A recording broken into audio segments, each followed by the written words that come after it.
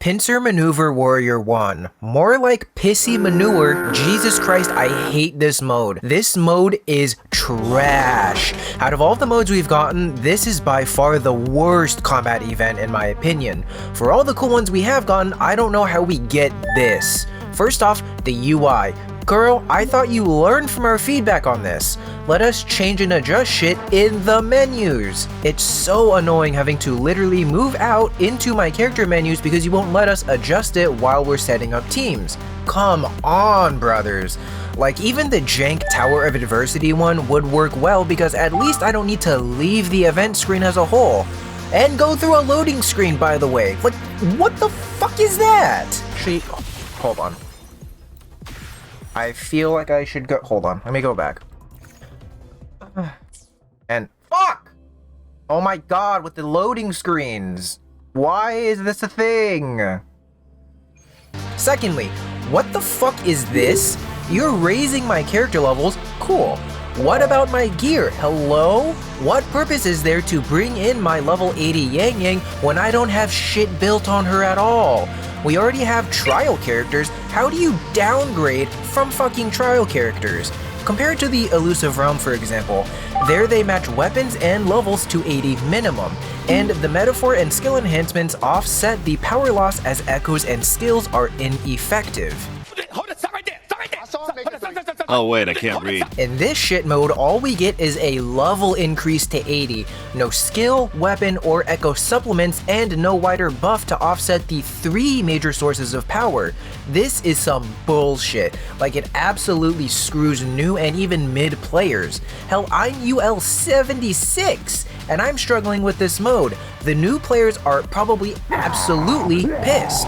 Third up, this buff, and the other ones in this event. The base idea is kinda cool, but it's very one-dimensional in the approach, and it highlights a fear I am now having to consider.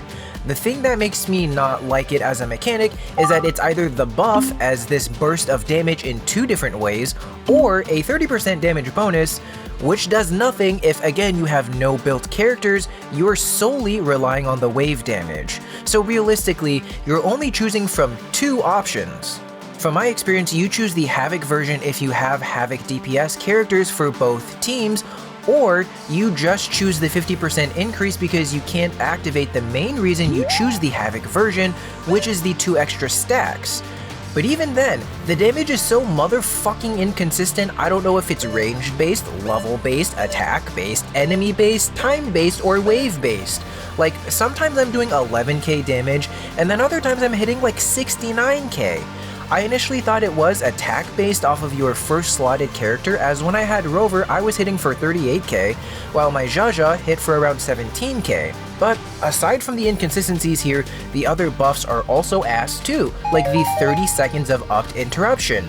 I would have appreciated maybe like a speed up in skill cooldown, as resonant skill grants the momentum marks. I hate it for how limited it is in scope, how inconsistent it seems to be, and most of all, how disgustingly predatory it is. That is the main thing that I'm loathing right here. Kuro, don't fuck up now. Don't do this shit. This event is 100% catered to Camellya, and it's slimy as all hell.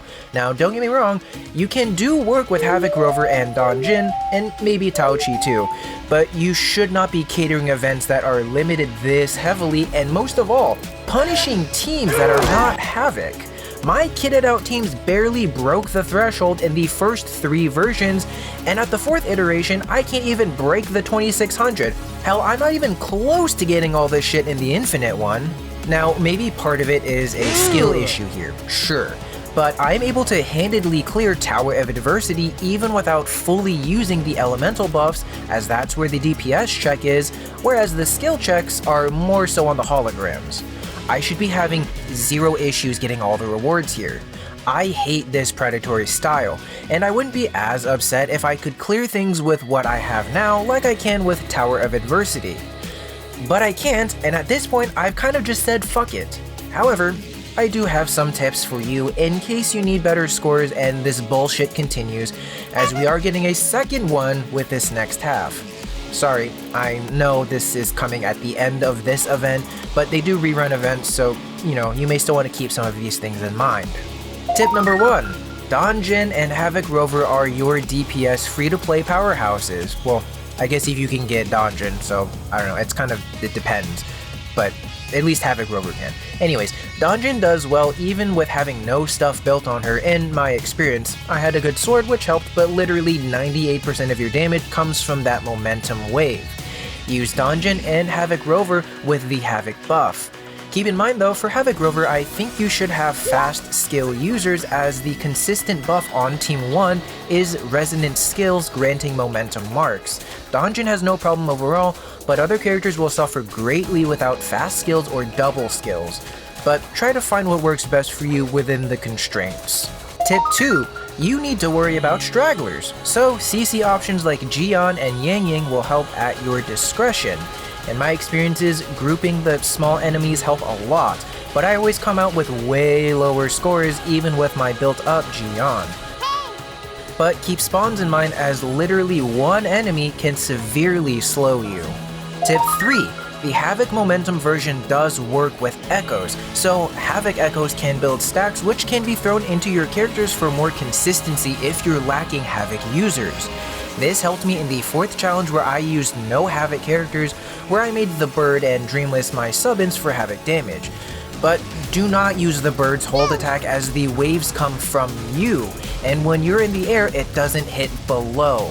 Wide AoE Havoc echoes like Dreamless, Crownless, or the Havoc Wolves do really good. I highly recommend it, and also make sure that the echo stats are at least kind of in line if you're doing this. Overall, this event was a pain in the ass, not because it's difficult out of skill, but because of the reliance on something catered to a specific unit. Like, you can't even tell based off of how they spawn, too. If Camellya is in the middle of the spawn, she hits all of them, and the CC issue I mentioned is almost null. This entire event now makes me worry about the future events being this kind of bullshit, and that makes me really angry. Kuro, don't do this. You literally have the models of great combat events and have shown them already with past ones. Put those first, not scummy ones like this.